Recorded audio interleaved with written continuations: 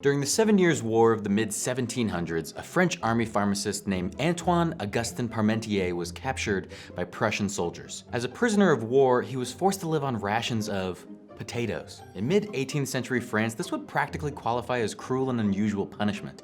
Potatoes were thought of as garbage food. It was feed for livestock, and they were actually believed to cause leprosy in humans. The fear was so widespread that the French actually passed a law against them in 1748. But as Parmentier discovered while in prison, potatoes weren't deadly. In fact, they're pretty tasty. Following his release at the end of the war, the pharmacist began to proselytize to his countrymen about the wonders of the tuber. One of the ways he did this was by describing all of the delicious ways that it could be prepared, including mashed.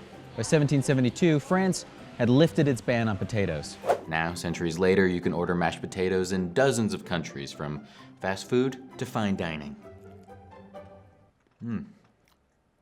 These are cold.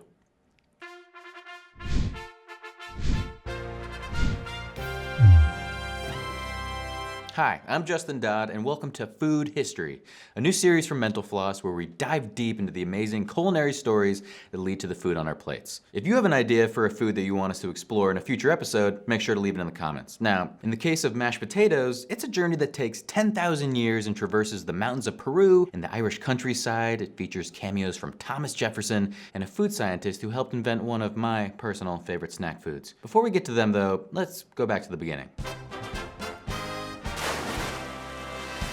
Potatoes aren't native to Ireland, or anywhere in Europe for that matter.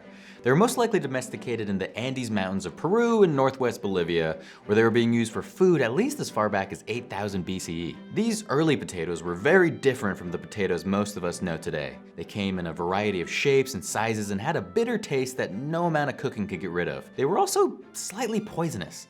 To combat this toxicity, wild relatives of the llama would lick clay before eating them.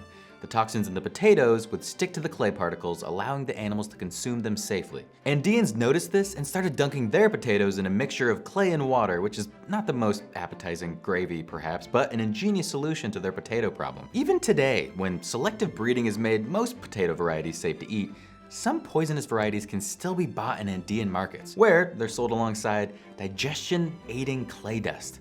How cool is that? By the time Spanish explorers brought the first potatoes to Europe from South America in the 16th century, they had been bred into a fully edible plant.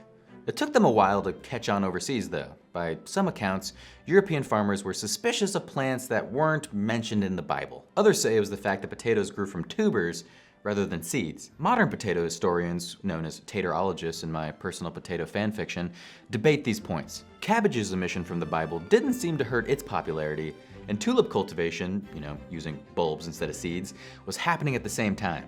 It may have just been a horticultural problem. The South American climates potatoes thrived in were unlike those found in Europe, especially in terms of hours of daylight in a day.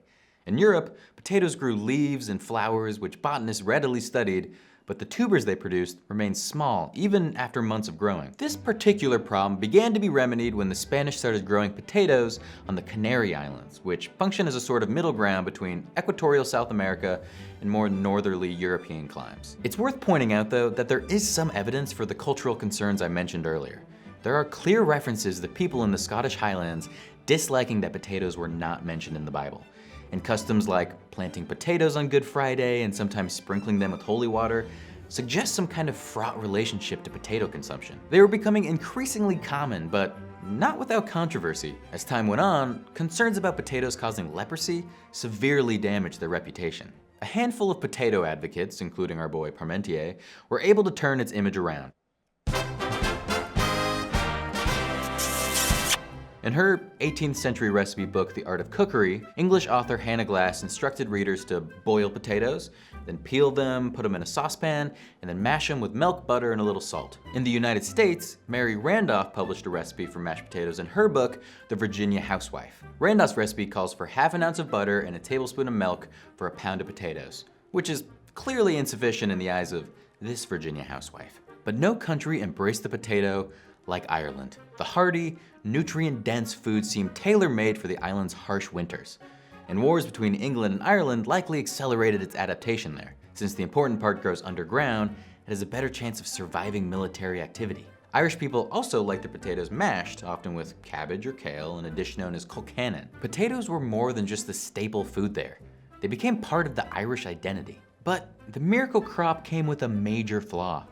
It's susceptible to disease, particularly potato late blight, or Phytophthora infestans. When the microorganism invaded Ireland in the 1840s, farmers lost their livelihoods, and many families lost their primary food source. The Irish potato famine killed 1 million people, or 1/8 of the country's population. The British government, for its part, offered little support to its Irish subjects. One unexpected legacy of the potato famine was an explosion in agricultural science. Charles Darwin became intrigued by the problem of potato blight on a humanitarian and scientific level. He even personally funded a potato breeding program in Ireland. His was just one of many endeavors. Using potatoes that had survived the blight and New South American stock, European agriculturists were eventually able to breed healthy, resilient potato strands and rebuild the crop's numbers. This development spurred more research into plant genetics and was part of a broader scientific movement that included Gregor Mendel's groundbreaking work with garden peas. I never thought I would use the word groundbreaking and peas in the same sentence, but here we are. Around the beginning of the 20th century, a tool called a ricer started appearing in home kitchens. It's a metal contraption that resembles an oversized garlic press, and it has nothing to do with making rice. When cooked potatoes get squeezed through the tiny holes in the bottom of the press, they're transformed into fine, rice-sized pieces. The process is a lot less cumbersome than using an old-fashioned masher, and it yields way more appetizing results. Mashing your potatoes into oblivion releases gelatinized starches from the plant cells that glom together to form a paste-like consistency. If you've ever tasted gluey mashed potatoes, over-mashing was likely the culprit. With a ricer, you don't need to abuse your potatoes to get a smooth, lump-free texture. Some purists argue that mashed potatoes made this way aren't really mashed at all, they're riced. But I'm not one to let pedantry get in the way of delicious carbohydrates. And if mashed potato pedants have opinions about ricers, they're definitely gonna have something to say about this next development.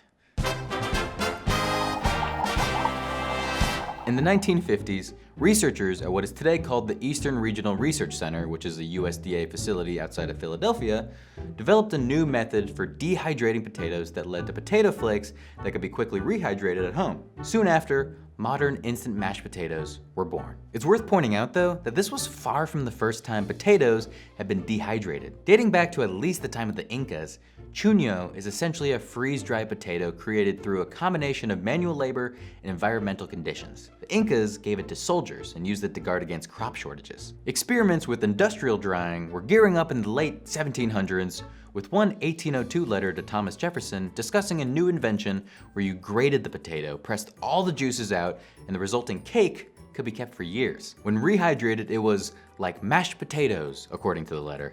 Sadly, the potatoes had a tendency to turn into purple, astringent tasting cakes. Interest in instant mashed potatoes resumed during the Second World War period, but those versions were a soggy mush or just took forever. It wasn't until the ERRC's innovations in the 1950s that a palatable, dried mashed potato could be produced. One of the key developments was finding a way to dry the cooked potatoes much faster, minimizing the amount of cell rupture and therefore the pastiness of the end product. These potato flakes fit perfectly into the rise of so-called convenience foods at the time and helped potato consumption rebound in the 1960s after a decline in prior years. Instant mashed potatoes are a marvel of food science, but they're not the only use scientists found for these new potato flakes. Miles Willard, one of the ERRC researchers, went on to work in the private sector, where his work helped contribute to new types of snacks using reconstituted potato flakes, including, drumroll please, Pringles. Thank you guys so much for watching this pilot episode of Food History. Make sure to subscribe here and hit that little notification bell so you never miss an episode. Until then, keep your elbows off the table.